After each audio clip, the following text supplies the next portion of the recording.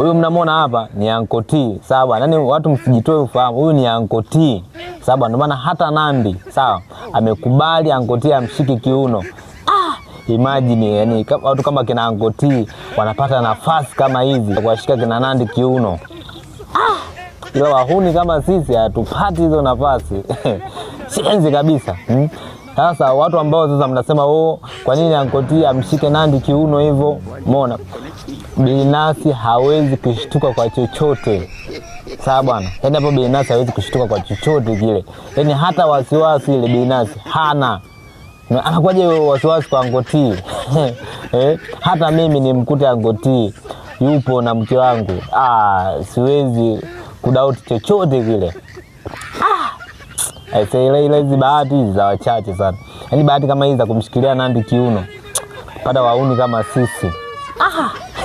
Oya, zo poa. Sienzi kabisa kala kadilo mkubwa huyu.